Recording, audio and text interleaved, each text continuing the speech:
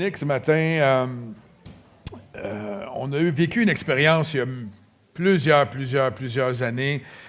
On était dans le début, je pense que c'était en 1991 là, ou 92, quelque chose comme ça. Le Seigneur nous avait dit dans un temps de prière que on était tellement attachés à plusieurs choses dans ce monde, on avait tellement des dettes qui nous empêchaient de faire plus pour lui. Puis le Seigneur nous avait dit clairement à un moment donné, il dit « Je ne peux pas vous utiliser comme je le voudrais à cause de ces choses-là. Il y a trop de choses qui vous empêchent d'être libre pour que je puisse vous utiliser. » Et mon épouse, c'est elle qui avait reçu cette parole-là. On s'est assis ensemble, on a commencé à discuter, à sonder le cœur de Dieu. Et par la suite, on a commencé à dire, OK, comment on peut se débarrasser de certaines de nos dettes? Comment on peut se rendre libre, disponible? On a fait un plan d'action et au bout de 6 mois, on avait tout réglé, ce qu'on avait à régler. Et je vous le dis, quasiment jour pour jour, le Seigneur, après ça, nous appelait au ministère. Et puis, s'en est suivi après une vie complètement consacrée au Seigneur, dans l'œuvre du Seigneur. Alors, je veux vous encourager ce matin. Il y a peut-être des choses, puis je ne parle pas juste financièrement, ça peut être à tellement de niveaux, de choses qui nous gardent, des fois, qui nous empêchent de faire le pas qu'on doit faire pour entrer dans l'appel, le don, les talents, dans ce que Dieu a de précis pour nos vies. Amen. Donc, c'est une belle parole ce matin. Je vous encourage à sonder le cœur de Dieu par rapport à ça. Et je pense que le Seigneur veut utiliser chaque personne dans ce lieu pour son royaume. Amen. Amen. Il y en a-tu qui ne veulent pas? S'il y en a qui ne veulent pas ce matin, levez la main. Amen. Écoutez, on était supposé d'avoir un invité ce matin, on était supposé d'avoir un atelier hier, et puis finalement, il y a eu un empêchement familial pour notre invité. Donc, on va le revoir un peu plus tard, durant la fin de l'été probablement. Donc, on est en train de... Donc, c'est moi qui vous apporte la parole ce matin. Oh! Ah, amen. Merci, Eduardo. Amen. Écoutez, je vais être très, très original dans mon titre ce matin. C'est le même titre que la semaine passée, mais partie 2. Hein? Une église frappante, incontournable, convaincante, qui gagne des âmes. Amen. Et j'ai mis un sous-titre en dessous, suivre de près comme une ombre. Et vous allez voir pourquoi je vous dis ça un peu plus tard. Amen. Combien nous sommes d'accord avec moi que l'Église est appelée à marcher et à être efficace dans ce monde? Hein? Amen. Et pour marcher au nom de Jésus et pour être efficace dans ce monde, l'Église doit absolument être accompagnée d'un élément crucial qui s'appelle... Jésus. Oui, le Saint-Esprit. Amen. C'est ça, c'est la même personne. Merci, mon beau Gilles. Il doit être accompagné de la puissance de Dieu. Elle doit être accompagnée de la même puissance, frères et sœurs. Ce n'est pas une puissance différente. La même puissance qui a accompagné Christ lorsqu'il est venu sur cette terre pour accomplir la mission qu'il avait à faire dans ce monde. D'accord avec moi?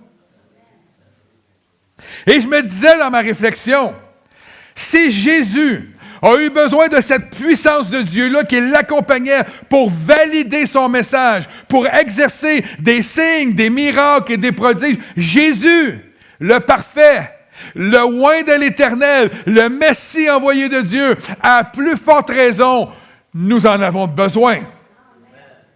Hein? C'est comme 1 plus 1. Hein? J'ai beaucoup aimé le texte de Acte 4 qu'on va regarder à l'instant, versets 29-30. Qui dit, « Et maintenant, Seigneur, vois leurs menaces. » On parle de ceux qui menaçaient les serviteurs de Dieu à l'époque. « Et donne à tes serviteurs... » Regardez ce qu'il dit ici, c'est vraiment intéressant. « Donne à tes serviteurs d'annoncer ta parole. » Avec quoi? Avec une pleine assurance. On n'est pas appelé à annoncer avec le doute, la crainte, le tremblement, la gêne, la timidité. On est appelé à annoncer la parole de Dieu avec assurance. Ça ne veut pas dire avec orgueil ou avec une attitude hautaine. Non, non, non. Avec assurance, être sûr de ce que l'on dit, être sûr que l'Esprit de Dieu nous accompagne au point où le message que nous avons à livrer va être incroyable. Amen? Oui, je t'ai énervé. Annoncer la parole de Dieu avec une pleine assurance en étendant ta main. Hein, c'est Dieu qui étend sa main. Pour qu'il se fasse, quoi? Des guérisons, des miracles et des prodiges par le nom de ton saint serviteur, Jésus. Amen? J'aime particulièrement ce passage-là. Passage d'Ésaïe qui nous montre véritablement la conception que les disciples avaient de l'Évangile dans laquelle ils croyaient. Hein? C'était pas simplement une croyance intellectuelle, mais c'était une croyance qui se déployait dans leurs actions. Ils le croyaient en action aussi. C'était pas juste là.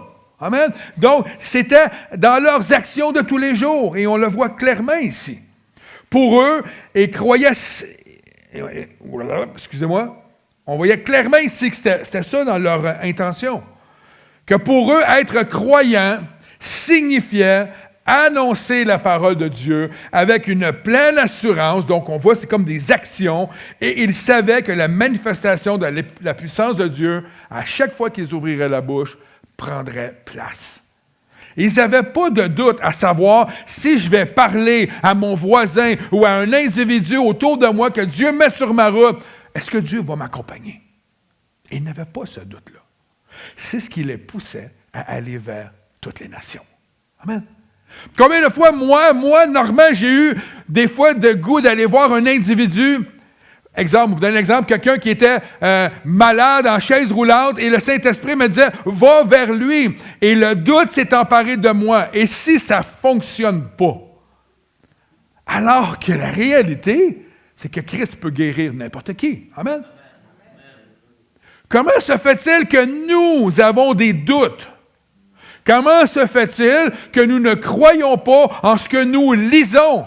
Parce que sinon, nos actions accompagneraient ce qu'on lit. Amen. Vous êtes d'accord avec moi? On est tous dans le même bateau, là. Hein? La parole que Jocelyn a eue sur son cœur de dire ce matin, elle est tellement vraie. Arrêtons de croire ce que notre entendement nous dicte de croire. Ce que nous, on se dit à nous-mêmes, parce que l'ennemi est champion pour venir déverser en nous des doutes, même en nous critiquant nous-mêmes. Tu ne seras pas capable. C'est impossible pour toi. Ce matin même, j'ai un frère qui m'a écrit. Il m'a dit, je dois aller à l'hôpital pour rencontrer mon frère qui est malade. Puis là, il a commencé à se dénigrer lui-même parce qu'il n'a jamais conduit au Seigneur depuis tout le temps que lui, il est chrétien. Il a commencé à dire, moi, je ne suis pas comme un petit bulldozer qui est capable d'annoncer la parole, qui est capable. Il a commencé à se dénigrer. Et ce qui est venu sur mon cœur, je ne connaissais pas la parole qui était pour annoncer, mais ce qui est venu sur mon cœur, c'était de lui dire, je vais t'exhorter, mon frère, à ne plus jamais dire des choses comme ça de toi. Parce que, premièrement, tu es un enfant de Dieu. Tu as été créé à son image. Tu as été sauvé pour de grandes œuvres. Tu n'as peut-être pas le mâche-patate du pasteur qui parle beaucoup. Mais ton don est important. Mais surtout, je lui ai dit, le témoignage de ta vie, depuis 40, 50 ans que tu suis le Seigneur, ton témoignage de vie parle bien plus que tes paroles. Alors, ouvre ta bouche simplement sur ce que tu as à dire par rapport à ta vie. Arrête de te compliquer les pensées, puis arrête de te dénigrer, s'il vous plaît. Tu as été créé à l'image de Dieu, tu as été sauvé par Jésus-Christ, tu as de la valeur. Tu es précieux. Et tu es tout équipé pour affronter ce monde, peu importe ce qui va arriver. Amen.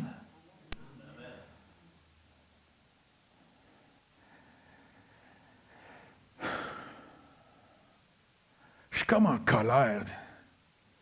Là, je vais sortir de mes notes 2 minutes parce que je suis comme en dedans, ça me brûle en dedans. De dire à l'Église globale, pas juste à l'Église Emmanuel. Qu'est-ce qu'on a à avoir peur? Pourquoi avons-nous peur d'aller vers le monde pour leur partager le plus beau des messages que la terre peut porter? On vient juste de le chanter. La plus belle histoire d'amour. Moi, je suis fier de parler de mon histoire d'amour à mes amis. Je suis fier de dire à mon monde autour de moi que ça fait 33 ans que je suis marié. Puis là, il me regarde, t'as l'air tellement jeune. J'ai dit, c'est mon épouse qui me garde jeune, que voulez-vous? Mais je suis fier de partager au monde la réussite de mon mariage. Savez-vous pourquoi? Parce que la réussite de mon mariage, elle n'est pas basée sur mes efforts et sur les efforts de mon épouse. Elle est basée sur Jésus-Christ qui vit au milieu de cette relation-là et qui nous garde soudés. Parce qu'il est arrivé souvent des moments où ça n'a pas été facile, mais Christ nous réunit. Et c'est la même chose dans la vie de tous les jours. Si vous vous sentez des champions tout le temps, c'est parce que vous êtes orgueilleux. Si vous vous sentez comme vous vous sentez en ce moment, parce que je me sens de même, pas apte à accomplir la tâche, c'est parfait. Parce que c'est là que Christ va agir à travers vos vies. Dieu cherche des gens qui sont humbles, des gens qui sont disponibles, des gens qui n'ont pas aucune crainte de ce monde, parce que Christ est leur ancre. Christ est leur soutien, Christ est leur vie, Christ est tout. Il est le souffle de votre vie. Fait que, pourquoi avoir peur de ce qui peut arriver? Ça ne devrait même pas exister. La crainte devrait être bannie. Et à chaque fois que la crainte se présente sur le seuil de ta porte, kick-la dehors. Écrase-la dans le nom de Jésus. Pas parce que tu es fort, parce que celui qui est en toi est plus fort.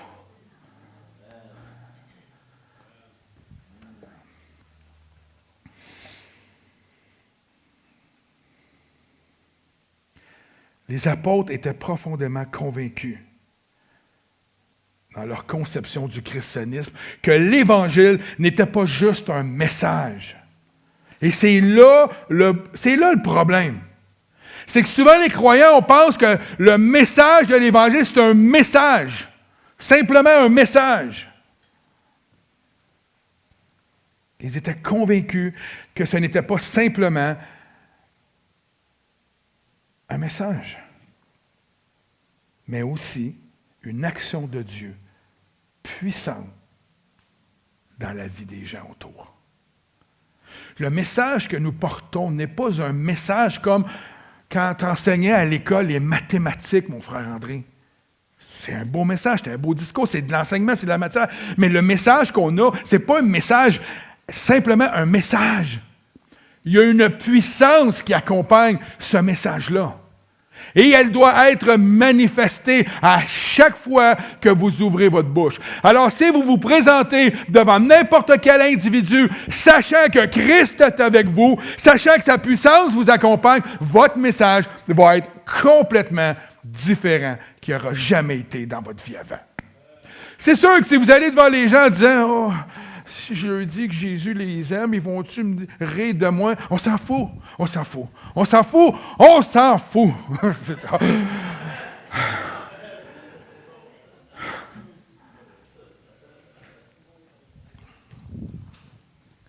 C'est un message puissant que nous portons. Un message qui peut bouleverser la vie de la pire personne sur cette terre. Un message qui peut guérir les pensées, la maladie mentale de n'importe qui. À l'instant où vous le prêchez, ce message-là, que vous l'annoncez, les signes, des miracles, des prodiges peuvent se produire. Pourquoi? Parce qu'il vous accompagne. Il est avec vous. C'est son message, c'est sa parole, c'est lui qui parle à travers vous. C'est pas André qui parle à quelqu'un, c'est l'Esprit de Dieu en toi qui parle à l'individu. On prend ça sur nos épaules comme si c'était notre travail à nous. On n'a rien à voir dans l'équation. Tout est à propos de lui. Tout est à propos de Dieu. Jésus il est retourné, les apôtres shakeaient. Qu'est-ce qu'on va faire? Qu'est-ce qu'on va faire? Il dit, je vous envoie quelqu'un. Ça va être encore mieux que moi. Parce que lui, il ne va pas marcher avec vous à côté de vous, il va vivre en vous. Il va vous accompagner partout. Fait que quand vous faites des niaiseries, il est là aussi. Ah. Je n'ai pas regardé personne en particulier quand j'ai dit ça. Hein? Frères et sœurs, j'aimerais nous encourager aujourd'hui en nous disant que Jésus ne nous a pas simplement laissé un discours extraordinaire, merveilleux, nommez-le comme là, un concept non plus. Ce n'est pas un concept, la vie chrétienne. Ce n'est pas non plus une façon de vivre. Hein, on dit ça souvent, hein, c'est une façon de vivre, être chrétien. Ça n'a aucun rapport. Il est la vie, lui. Et sa vie à lui est en nous. Et nous pouvons vivre dans ce monde grâce à sa vie. Pas un concept là, que le monde a inventé. C'est sa vie à lui qui est en nous. Amen? C'est sa vie à lui qui est en nous. Si Christ qui a marché dans ce monde a fait des signes, des miracles, des prodiges, si cette vie-là vit en nous, hello, qu'est-ce qui peut arriver? N'importe quoi. Ce n'est pas simplement un discours merveilleux, ce n'est pas simplement un concept ou une façon de vivre. J'ai lu dans un article du 22 juillet 2022 de M. Philippe Rosé. Hein? Il devait être cute, lui. Je ne sais pas, il doit avoir un petit teint basané. C'est un spécialiste des communications au niveau du domaine, dans le domaine du web. Puis il a dit ceci par rapport au message. Écoutez bien ça. Pour qu'un message soit efficace, il faut respecter la règle dite des 4 C. La crédibilité, la cohérence, la consistance, et un mot très savant que je ne connaissais pas avant de le lire, la congruence. Y en a-t-il qui savent c'est quoi? Hein, les intelligents, là, les universitaires. La congruence, c'est-à-dire, d'après moi, c'est parce qu'il avait besoin d'un autre C. Hein, il a cherché loin. C'est de se mettre au même niveau, à égalité avec les autres, de ne pas se voir supérieur à celui à qui on adresse la parole. Puis même que la parole nous dit de nous voir inférieurs à tout le monde. De voir tous ceux qui nous entourent comme étant plus grands que nous. Alors, si on se présente devant tout le monde avec le cœur de serviteur, sachant cela, on n'arrivera pas là avec nos grands sabots, notre grande intelligence, notre grande éloquence. On va savoir qu'on est petit et qu'on a besoin de lui en dedans de nous. La crédibilité est importante et consiste à appuyer le message avec quoi? Avec des faits. Moi, si quelqu'un me raconte une histoire et qu'il n'y a pas de faits dedans, c'est bien plate, mais c'est une belle histoire. Fait que Jonathan, je ne t'écoute plus quand tu vas me parler. C'est terminé. Je veux des photos, des faits. Hein? Il faut que ça soit accompagné de faits, de témoignages, des preuves, de manière à atteindre un haut niveau de vérité. Et c'est ce qu'on veut en tant que croyant. On veut que lorsqu'on parle à des gens, ça atteigne un niveau extraordinaire. Right? On veut que ça impacte les gens. Je n'ai pas envie de parler, moi, puis que ça ne fasse rien. J'ai goût à tous les fois que je vais parler de Jésus-Christ, que ça vienne impacter l'individu. J'y crois. Et pour ça, comment peut-on faire pour réussir à faire cela sans être accompagné de la puissance de Dieu? Nous ne pouvons pas parler de puissance sans le vivre. Imaginez, on est des croyants qui parlent de Jésus, celui qui est ressuscité des morts, celui qui a guéri des signes, des malades, qui a délivré les gens qui étaient pris avec toutes sortes de démons. Et nous, on est là dans notre petitesse, avec peur, avec doute, avec tremblement. Ça doit accompagner le message. Et la seule manière d'être en mesure d'accompagner le message, c'est pas parce que tu as pris un discours par cœur que tu vas réussir. C'est en étant accompagné par le Saint-Esprit, par la puissance de Dieu. Seule manière. nous devons veiller à avoir aussi une cohérence dans notre discours. Arrêtez de leur parler du cheval blanc qui va revenir un jour. Essaye de prouver. Hein? Il y a des choses qu'on n'a pas besoin. Parler avec cohérence dans notre discours en apportant un soin particulier à la démonstration de notre argumentation. Si on parle de signes et miracles, il faut que ça nous accompagne. Right? J'ai vu de mes yeux des signes, des miracles et des prodiges. J'en ai vu. J'ai vu des guérisons. J'ai vu toutes sortes de choses. J'ai vu des paroles qui ont été dites puissantes. J'ai vu plein d'affaires. Aujourd'hui, moi, tu n'as pas besoin de me convaincre que Dieu peut exercer cela parce que je l'ai vu. Mais imaginez à chaque fois qu'on parle de Jésus à quelqu'un puis qu'on dit qu'il a été ressuscité des morts. Hein? Pensez-y, là. Ça fait un petit peu bizarre. Pour le monde. Oui, mais je te le dis, c'est vrai, c'est arrivé, c'est écrit dans la Bible. Mais ils vont buzzer le buzzer, ils vont dire, la Bible, c'est pas vrai. Comment pouvons-nous appuyer ce qui est écrit dans les Écritures, autre qu'en faisant ce qui est écrit dans les Écritures? Pour cela, ça ne se fait pas par nous-mêmes. Ça se fait avec la puissance de Dieu. Amen. Notre objectif étant de conserver une logique d'ensemble. Et comment on peut conserver cette logique-là au sujet de la vie de Christ et du ministère de Jésus qui a été un ministère puissant si on n'a pas la puissance de Dieu qui nous accompagne? Comment? Impossible. Il y a une religion qui l'a essayé pendant des générations. C'est devenu une religion d'hommes pourris qui ont manipulé les gens.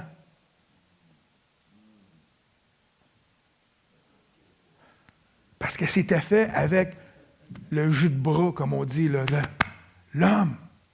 On ne veut pas une Église qui est faite à partir de l'homme. On veut une Église qui est dirigée par l'Esprit Saint. On veut une Église qui nous pousse à agir par l'Esprit. Je veux me lever le matin puis être poussé par l'Esprit. Je veux marcher au centre d'achat puis que le Saint-Esprit mette ses lunettes dans mes yeux puis me dit, regarde lui là, va le voir.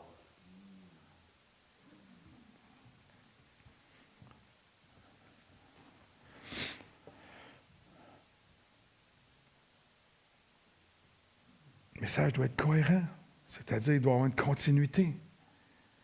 Avec une conviction durable, pour celui qui aimait. Hein? Dans le fond, il faut que nos bottines suivent nos babines. Il faut que ça soit connecté pour de vrai ensemble. On ne peut pas avoir un discours qui n'est pas en harmonie avec ce que la parole nous enseigne. Il faut que ça soit le même discours, nos actions, notre vie, nos pensées même, nos paroles. Hey, t'as-tu vu mon frère cette semaine? Il ne prêchait pas comme d'habitude. C'était pas très, très bon, le pasteur, ce qu'il a amené cette semaine. Ou, hey, mon frère, cette semaine, il avait de l'air fatigué. Seigneur, bénis-le. Aide-le dans son ministère. Je ne dis pas ça parce que quelqu'un le dit, mais est-ce que nos paroles peuvent accompagner ce que les Écritures disent? Exhortons-nous en lien avec les Écritures, encourageons-nous en lien, allons pas avec des paroles qui vont à l'inverse de ce que les Écritures. C'est merveilleux ce que le Seigneur te dit ce matin.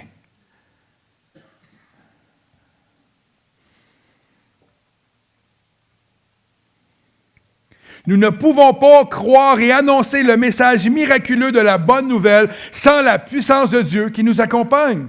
Nous ne pouvons pas croire en toute la puissance de Dieu et être nous-mêmes abattus, découragés, tristes. Je peux sortir une liste, là, il y en a plein. Est-ce que ça arrive dans notre vie qu'il y a des moments de tristesse? Vous perdez quelqu'un, on ne peut pas être dans la joie, yeah, il est mort. Non, je comprends. Mais l'attitude globale de notre vie devrait être quoi? Il devrait avoir une joie en nous qui est surnaturelle, qui va au-delà de l'être humain. Et c'est ce qu'elle habite en nous, cette joie-là. Je la vois lorsque je fais des funérailles, ceux qui sont habités de l'Esprit de Dieu. Ils ont une espérance, une joie quand quelqu'un décède en Christ. La foule qui est là, c'est incroyable. Oui, il y a une tristesse, mais il y a une joie incomparable de savoir que notre frère ou notre sœur est avec le Seigneur. C'est ça qui nous habite. Quand vient des moments de tristesse, des moments de douleur parce qu'on est encore dans la chair, on ne devrait pas mettre nos yeux sur cela seulement. On devrait dire, oui, malgré cela, il y a une joie éternelle qui doit habiter mon cœur et mes pensées. Il y a une vie en moi qui ne s'éteindra jamais. À cause de Jésus-Christ, à cause de son salut, de sa résurrection, de l'héritage qu'il me donne de la vie éternelle, je ne devrais pas m'apitoyer sur mon sort. Mais je devrais être encouragé. Encouragé. Et ce qui est probablement le plus difficile en dernier lieu dans les 4C, c'est pour avoir un message d'impact, il faut se mettre au même niveau que les gens. Souvent, je dis, ouais, mais ils étaient comme nous avant. Tu sais, des fois, on voit des gens, ils font des actions, ils font des choses. On dit, hey, c'est incroyable, le monde où ce qui est rendu. Oui, mais sans Jésus-Christ, on est à la même place. On est pareil comme eux autres. Oui, mais dans mon temps, il n'y avait pas tout ça, il n'y avait pas ça, c'est pas grave. Tu serais là aujourd'hui, tu y croirais à ces choses-là et tu les approuverais si Christ n'était pas venu dans ta vie. Alors, on n'est pas appelé à juger le monde, on est appelé à aimer le monde. C'est nous la lumière dans le monde. C'est Jésus en nous, OK? Pas de lumière, moi, là, OK? Mais vous comprenez ce que je veux dire? Jocelyn, puis tu vois, ils sont en train de comploter. Ils se préparent déjà à me dire des choses, me tromper.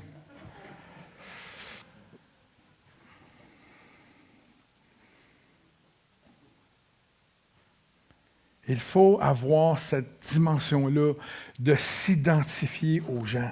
Et souvent, le problème qu'on a, les chrétiens, puis on ne le fait pas par exprès, mais on le fait, c'est que nous, étant donné qu'on n'est plus pécheurs, étant donné qu'on a été rachetés, on a tendance à se présenter devant les gens comme si nous, on était parfaits. Hein, Peter?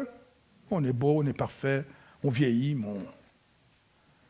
les gens le ressentent. J'ai déjà quelqu'un qui m'a dit, moi, pendant que je témoignais, « Excuse-moi, mais toi, tu sais tout, tu connais tout, tu es bon dans tout, on dirait que toute ta vie est parfaite. » Et ils m'ont déjà dit ça, là. Puis là, j'ai fait comme, « Oh, ça fait mal, ça. » Pourtant, mon objectif, c'était simplement de partager. Ils me posaient une question, je répondais, « Mais oui, mais qu'est-ce que tu veux? Moi, mon livre de vie, là, c'est celui-là. » Puis dans celui-là, il y a beaucoup, beaucoup de réponses aux douleurs que le monde vive.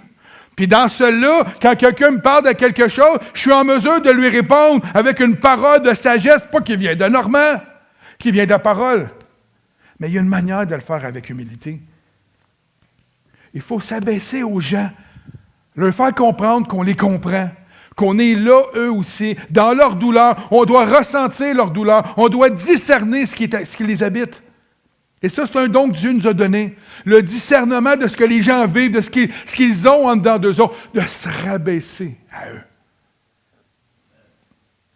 Pour qu'ils sentent que notre amour pour eux est véritable. Que l'objectif de notre discours, ce n'est pas de les amener à l'Église. C'est les aimer, les écouter, prendre du temps avec eux. Le plus beau compliment que j'ai reçu d'un itinérant quand j'étais à Montréal un jour, j'y avais acheté un lunch au McDo, puis j'y avais donné, puis je m'étais acheté un lunch, je m'étais assis à côté, puis j'avais dit, « Est-ce que je peux manger avec toi? » Puis là, il m'a regardé, il a fait comme, « Pourquoi? » « Ben, je t'ai payé un lunch, peux-tu manger avec toi? Et là, il m'a dit, « C'est la plus belle affaire qui peut exister. » C'est pas le lunch qui l'a impressionné. C'est qu'il s'est senti comme un être humain avec de la valeur. J'ai pris le temps de m'asseoir avec lui puis de manger avec lui. Il me disait dans cette conversation-là que ce qui le faisait le plus mal, c'était pas sa condition humaine, c'était pas qu'il vivait dans la rue, c'était d'être ignoré des gens. Il dit, manquer de quelque chose, c'est pas grave, mais d'être ignoré, d'être oublié et de me faire sentir comme si j'existais pas, que j'avais pas de valeur, c'est ça qui faisait le plus mal. Alors, le dernier C qu'on ne comprend pas, là, le congruence, là, c'est de se mettre au niveau des gens, de les comprendre, d'être à leur niveau, de les aimer pour qui ils sont et d'être là avec eux.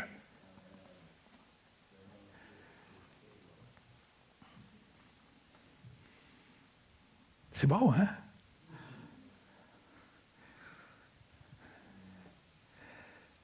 Et frères et sœurs, ce n'est pas par nos forces qu'on est capable de faire ça. Parce que l'être humain, malheureusement, à cause de sa chute, est rempli d'orgueil. Il vit pour lui. Il ne veut pas partager. Il est ingrat de nature charnelle. Il ne s'abaissera jamais à un niveau inférieur.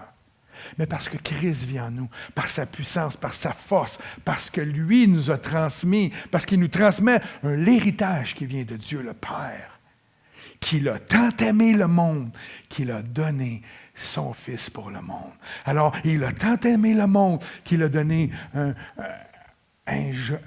va dire, je vais notamment le prendre en exemple, ça peut peut-être marcher, pour aimer le monde. Il a pris une histoire d'eau pour aimer le monde. Dieu t'a placé sur terre pour que tu puisses aimer le monde à la manière de Dieu. Hein? Peter, tu as été placé sur terre pour aimer le monde à la manière de Dieu. Pas à ta manière. Isabelle, tu le fais déjà. Tu marches dans la rue, tu vas aimer le monde comme ils sont.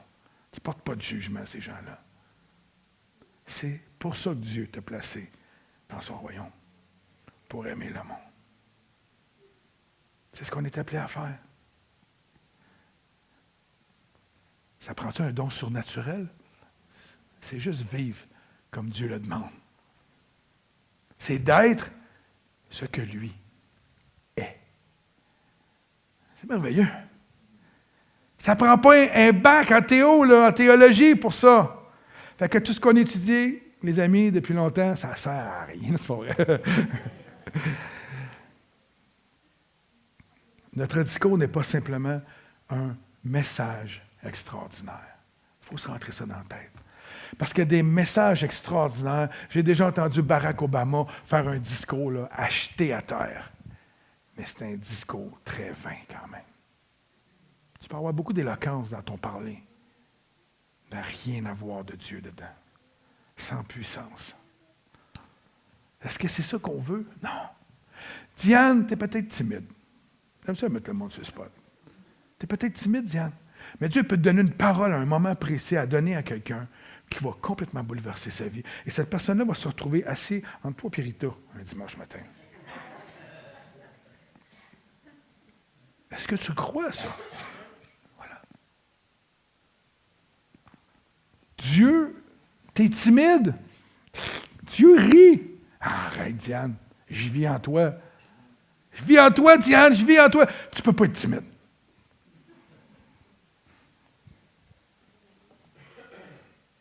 Notre message n'est pas simplement un message. Ne peut pas être simplement un message extraordinaire. Un concept ou une façon de vivre. Nous avons accès, chacun d'entre nous, à la puissance de Dieu qui veut se manifester. Pensez-vous que Dieu s'est manifesté juste pour nous autres, les 80? Non. C'est pour le monde entier. Hein? Il est venu sur terre pour sauver le monde, pas pour ceux qui sont dans les églises seulement. Sinon, ça fait dur, là. Nous avons accès à la puissance de Dieu qui veut se manifester. Car c'est là la puissance qui vient toujours. La puissance de Dieu va valider le message que nous allons amener. Autrement, c'est dur à valider un message que les gens ne croient pas à la base. Comment valider? Ils ne vont même pas croire que Jésus est venu sur terre. Allez pas leur raconter qu'il a fait des miracles. Mais arriver à quelqu'un, dit, je te vois boiter, qu'est-ce que tu as? Ah, je suis né comme ça, avec une infirmière. Je peux-tu prier pour toi? Oui, vas-y. Sois guéri dans le nom de Jésus. Il se lève debout, puis il se met à marcher, puis il dit, écoute, Jésus t'aime. C'est sûr qu'il va croire à Jésus. Ton message va avoir un bien plus grand impact. Right? C'est juste moi qui pense de même, là, ou... À la question qu'on se pose dans les temps de prière, les mardis et les mercredis, pourquoi ne voyons-nous pas plus de manifestations de la puissance de Dieu? Pourquoi n'y a-t-il pas plus de gens qui croient au message de Jésus-Christ, de la bonne nouvelle? Bien, parce que notre message, nos discours ne sont pas accompagnés de la puissance de Dieu. Elles sont charnelles.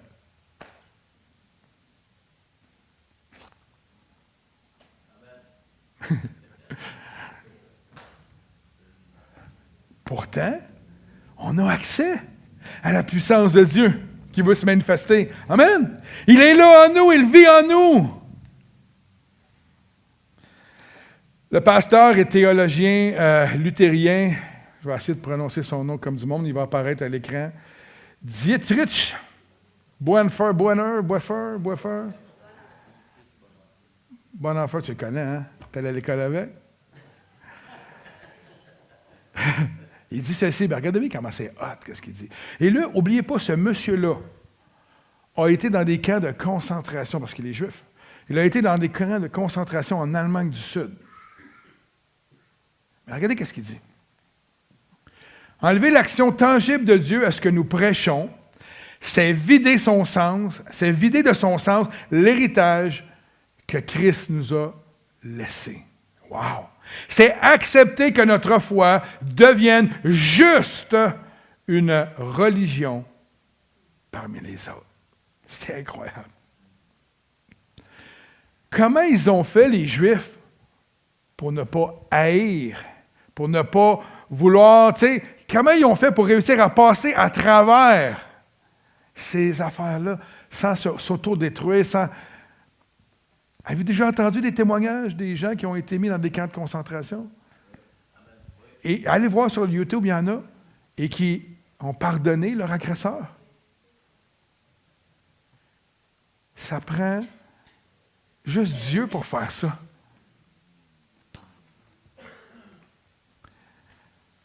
La parole dans l'Évangile de Marc dit ceci. On parle de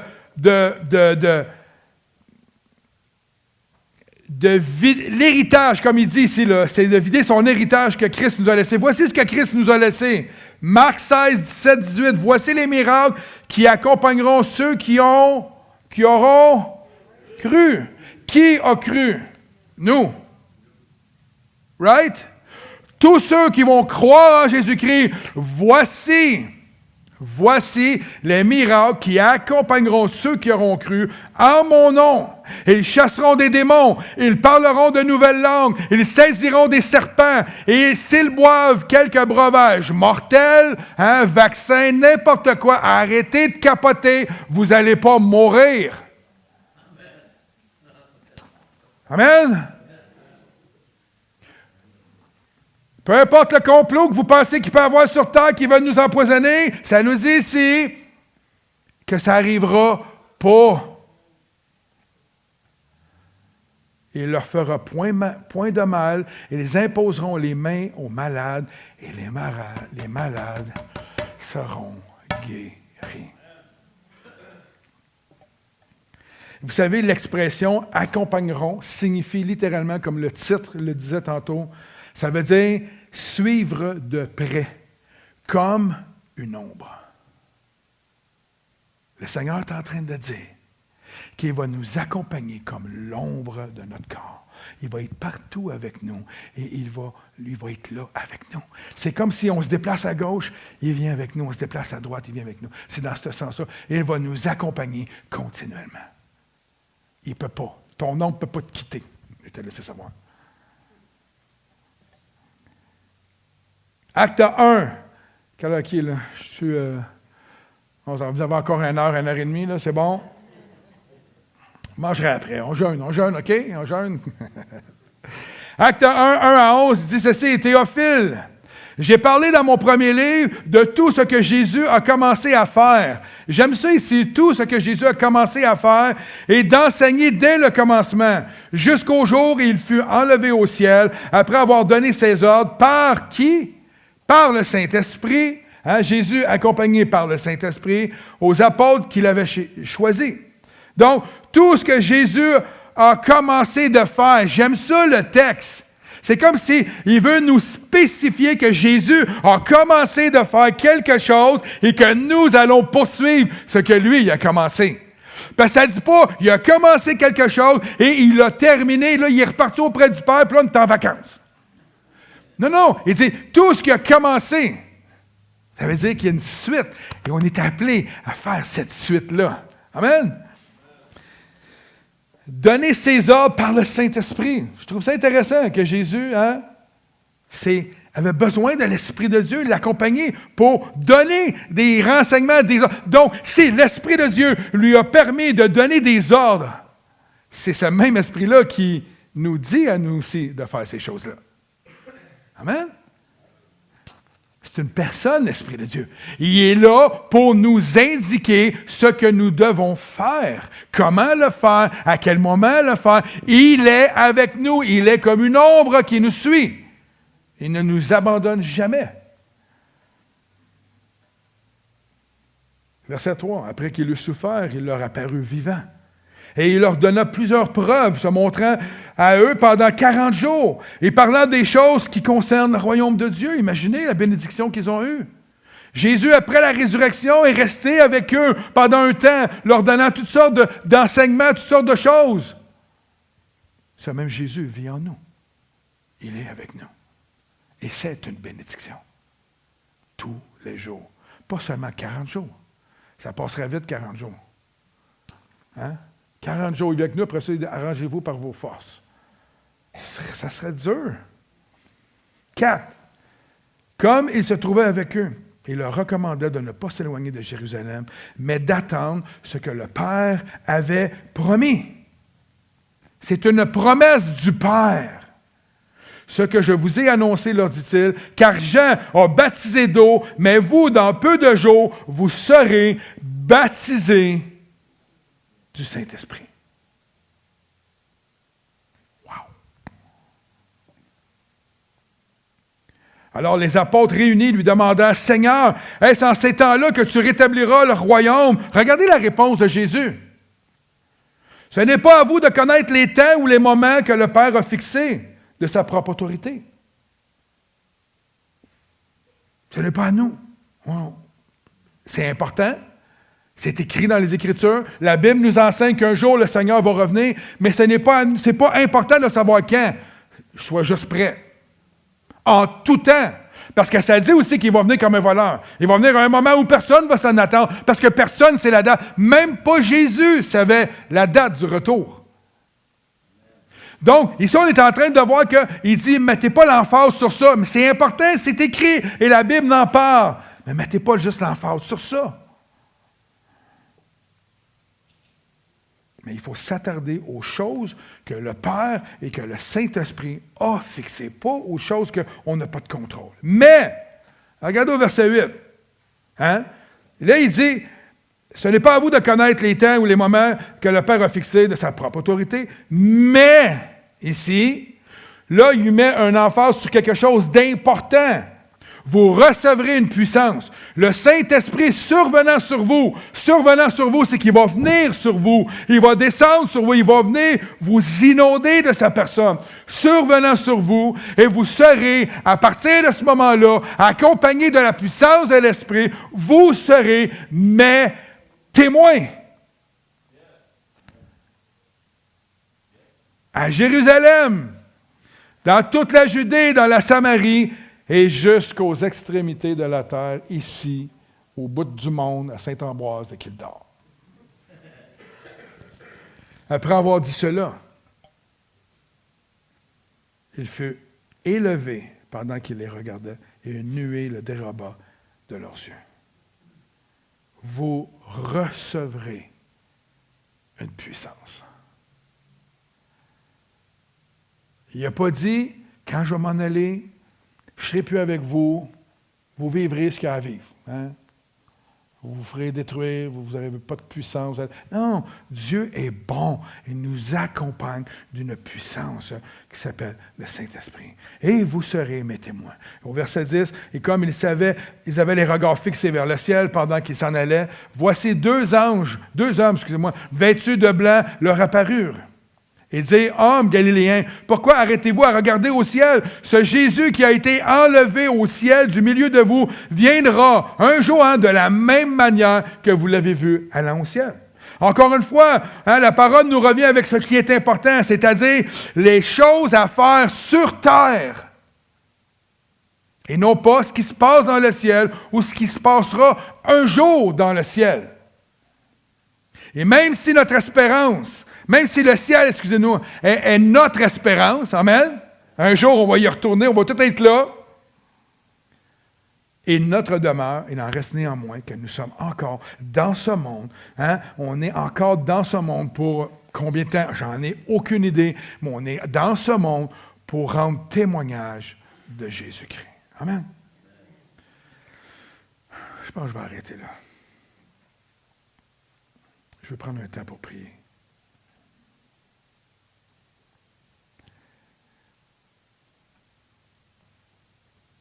Si nous voulons être remplis de la puissance de Dieu, frère, nous devons suivre 3 clés. Je ne vais pas les énumérer, les clés, mais je vais le dire. Nous devons avoir du contact quotidien avec Dieu, rempli de lui, là, quotidiennement. Être renouvelé dans nos pensées, être renouvelé continuellement en lui, être ressourcé en lui. Amen. Être prêt aussi à payer le prix. Puis quand je parle de payer le prix, ce n'est pas de saigner. Là. Dieu, ce n'est pas un bourreau. Payer le prix, c'est se rendre disponible. C'est ça, payer le prix. Payer le prix, c'est quand Dieu t'appelle, tu es prêt à dire, « Ah, j'avais une autre chose à faire, mais Dieu m'appelle, je vais payer le prix. Je vais mettre de côté quelque chose, ça va me coûter quelque chose, je vais aller répondre à l'appel de Dieu. Payer le prix. »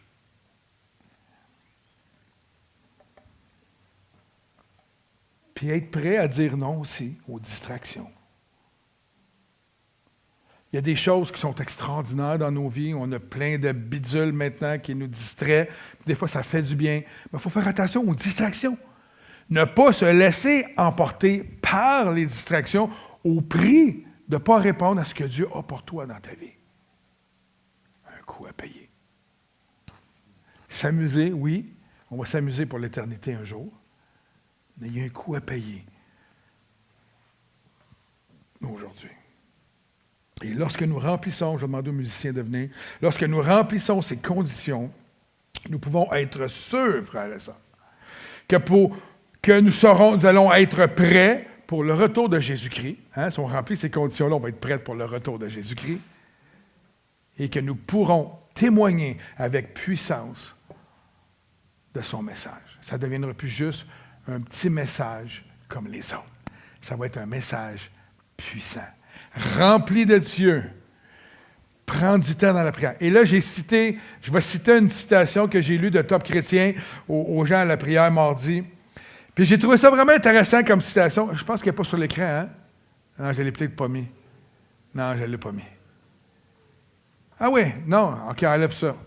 Ça, c'était les 3... Oui, c'est ça. La prière est une manifestation de puissance de Dieu. Quand j'ai lu ça, j'ai arrêté là et j'ai fait, voyons. La prière, ce n'est pas une manifestation de la puissance de Dieu. C'est moi qui demande à Dieu si je prie. Mais regardez ça. En effet, elle sait toucher le cœur de Dieu et fait agir son bras. C'est-à-dire, quand on prie, quand on est en relation avec Dieu, quand on cherche sa face, on est en train de tirer sur son vêtement comme un petit enfant. Papa, je veux ça, papa. Papa, je veux ça. Moi, là, je ne suis pas capable de dire non à ma fille. Elle n'est pas là, elle est en bas, là. Elle n'est pas y dire, là. Elle ne me lâchera plus après. J'ai bien de la misère, t'es un papa gâteau. Mais j'ai l'impression que notre papa dans le ciel, c'est un papa qui veut que ses enfants puissent être bénis, gâtés. Quand tu demandes à ton papa dans le ciel, « Papa, je vois quelqu'un de malade là-bas. Papa, tu peux-tu étendre ton bras vers elle? Je veux aller en ton nom la guérir. Papa, il y a du monde qui ont faim et qui ont soif dans la rue. Papa, je les vois tous les jours. Papa, j'ai pas assez d'argent pour les aider. Papa, tu peux-tu demander à du monde de m'envoyer de l'argent? Fie-toi pas à aller aux hommes, tu n'auras jamais rien. Fie-toi à Dieu. L'espoir se trouve en Jésus-Christ, pas dans nos capacités. Vous savez quoi? L'Église n'a pas la capacité de sauver la Naudière. Financièrement, au niveau du jus de bras, là, on est juste une centaine, 150, 140. Mais par la puissance de l'Esprit de Dieu, on peut faire beaucoup. 12 individus imparfaits que Jésus a choisis, ils ont bouleversé la planète en entier au nom de Jésus. 12, 70, 500, 1000, 2000, hein? Pierre, 5000, 10 000 qui sont venus à Jésus. Et c'est comme ça que Jésus choisit de sauver le monde. C'est à travers ses disciples, à travers chaque personne qui auront cru. Ceux qui auront cru en mon nom, je vais les accompagner. Ce n'est pas les miracles qui nous accompagnent, c'est Christ qui nous accompagne afin de pouvoir aller dans le moment précis dans lequel tu es, agir de façon puissante. Fait que moi, là, quand il dit « Demandez les dons », moi, je les veux toutes. Donne-moi tous les dons, Seigneur, parce que je veux me retrouver n'importe où, à n'importe quel moment, avec le don que j'ai besoin pour la personne, l'individu qui est devant moi. Right? On doit tout vouloir. On doit être des enfants fatigants auprès de Dieu. On doit tirer son vêtement. On doit crier à Dieu continuellement, frères et sœurs, afin d'être remplis de son esprit et afin qu'il étende son bras sur la région de la Naudière. Et si on ne le fait pas, personne d'autre va le faire. Amen. Alors ce matin, ce que j'ai à cœur, je l'ai depuis 2 semaines à mon cœur. Qui veut plus de la puissance de Dieu? Qui la veut, la puissance de Dieu? C'est pas un rêve, c'est pas juste écrit dans un livre, c'est pas n'importe quel livre, là. On parle de la parole de Dieu. Qui veut être accompagné de la puissance de Dieu? Levez vos mains. Qui veut être accompagné de la puissance de Dieu? Qui la veut? Venez-vous-en en avant ici. Tout le monde, vous avez levé vos mains, venez-vous-en en avant.